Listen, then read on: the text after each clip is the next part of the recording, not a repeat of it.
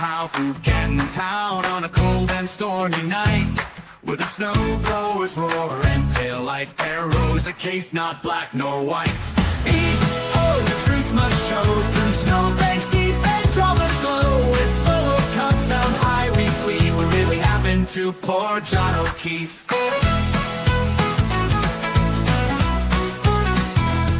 Karen, she took the stand with the world glued to the stream. The whispers flew like nor'easter winds. Was it love or a deadly scheme? Oh, let justice flow like vermin round the backyard snow. With neighbors watching cold and tight. Did she pack up wrong with the frame that night? They say the party raged indoors while John lay still in snow so wide. But some cry out this time. Hey, you guys, I figured if Baker could play with Sunyo and, well, just Karen Reed case, why couldn't I?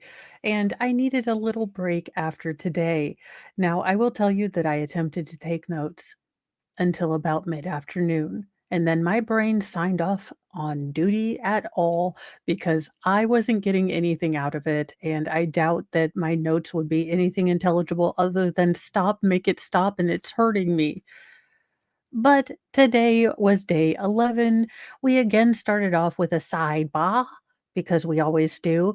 Again, if Bev really cared about the jurors' time, energy, and sanity, she would have the lawyers come in early and get all of this crap done because she tells the, jury, hey, we're going to start at 9, and then it's inevitably 9:10, 9:20, 9:30. It's ridiculous. This should be taken care of on the lawyer and the judge's time, in my opinion. And if I was a juror, I'd be a little pissed off if I had to, haul A to the courthouse and wait for Auntie Bev to get whatever she was wanting to do done. We started off with MSP or so Massachusetts State Police Officer Connor Keefe. Now, Keefe is spelled like the Keefe and O'Keefe, so that was a little interesting.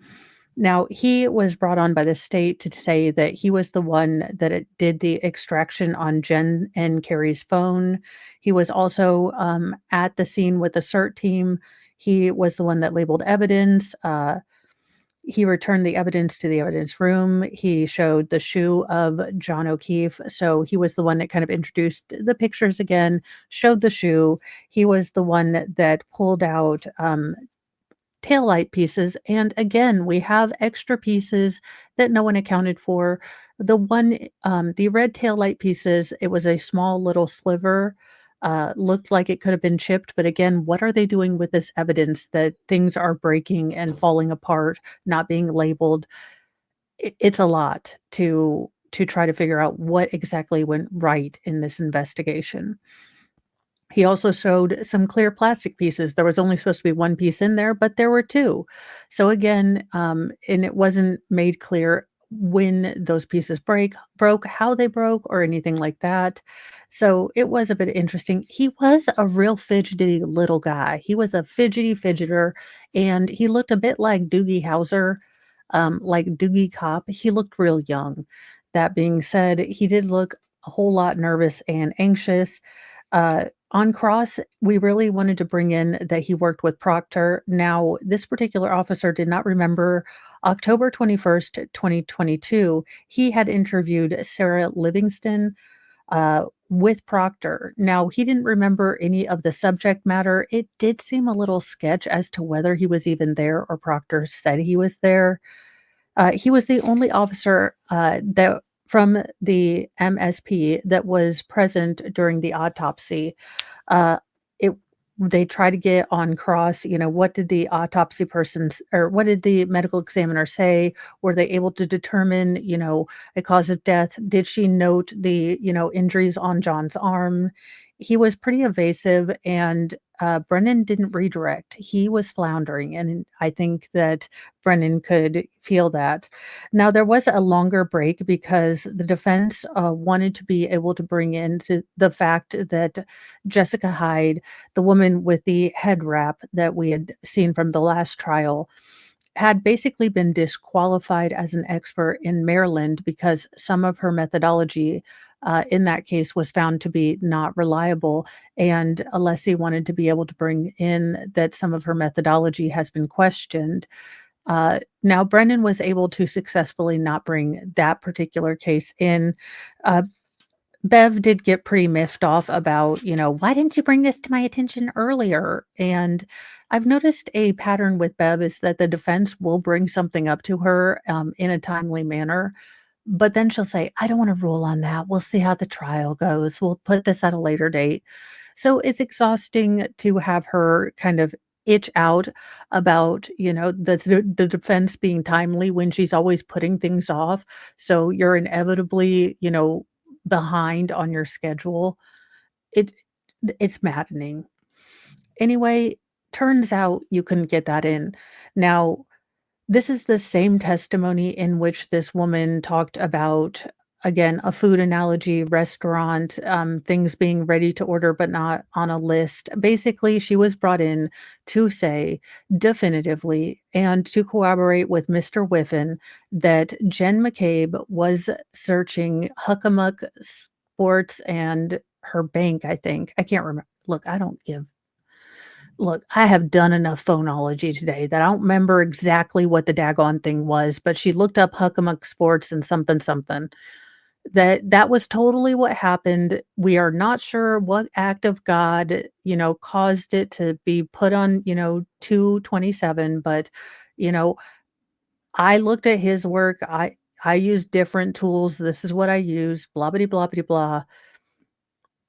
That's basically what that is. Now, Baker, Valhalla, and I all attempted to try to understand what she said, and I think Roshan was the only one that understood it, and maybe, like, one other person.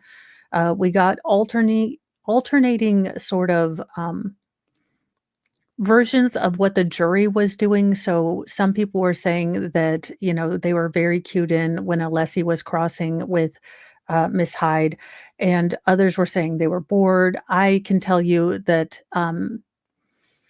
Cross was interesting. Cross was slow, methodical, piece by piece. I am finding that I really like Alessi's style. He breaks things down. I might not be totally comfortable with the subject matter, but with things that I'm uncomfortable with, I do like the way he breaks things down in a logical order, in an order that makes sense, that he doesn't, jump here to here to here for the most part, that he keeps like with like. And I think that with a very dense case, and especially for someone who's taking notes and the jurors all are, I think they might appreciate that. Now, that being said, that is just my personal thing that I like. Other jurors could be upset that, he's always a little bit chipper or, things like that. But I will say that when it comes to these more dense scientific things, I very much appreciate the slow, methodical, but very logical, um, questions that he asks. It shows that he takes the time to think about, how is this going to be received? How can I make this easy to understand? And as someone who's not comfortable with these kind of technological subject matters, it helps that he tries to make the questions, and the order that he asks them, digestible, and I appreciate that. That being said, do I understand at all now what the hell is going on with what the phones did and who did the what and where and the C cache and the BBosh and the QC and the Celebrite and the no, no, I don't. Part of me thinks that it doesn't matter. Now I know you can yell at me in the comments. The Cantonspiracy, I'm all here for it. I love it. But I would just love, and I'm sure the jury would, by day 11, if we could know how this man died. I don't know about you, and again, I would like justice.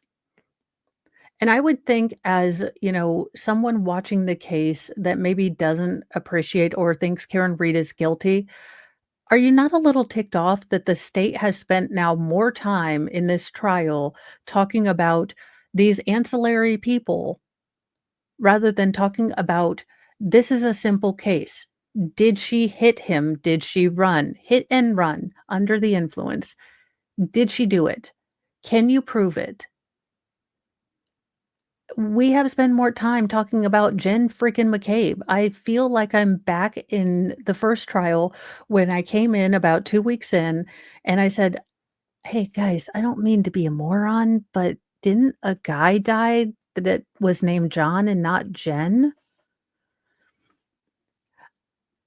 Honestly, today was a long day. I hope that the jury gets some good sleep because it's probably gonna be another random day of the woman from, Starbucks who might have seen John, you know, some random, like, person jogging down the street and someone from California tomorrow. I don't know. I can't make heads nor tails of this sort of lineup. I understand that certain things are due to scheduling of, say, an expert or something like that, but this seems calculated to confuse anyone who is trying to pay attention. This is not done in a chronological way, it's not done in a logical way. I know I go back to it all the time, but one of the best trial progressions of a incredibly complex case was the Darrell Brooks case. They had a timeline. They went chronologically. They focused on major witnesses that could speak for many witnesses. They did things to make it so that the jury would be able to digest this incredibly huge case with all of those victims, with all of those issues, boil it down. And if you're not able to do that as the state, if you need all of this different scheduling and people somehow getting defense media, I question your case. I don't have a dog in this fight.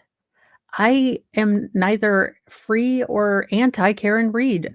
I do not believe the state has proven its case, but they obviously had enough to do a retrial and they didn't drop it. So they obviously feel confident about their case.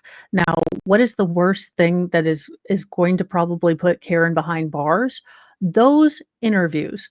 Those interviews should have had contingencies for a retrial, should not have been published until this case was fully adjudicated.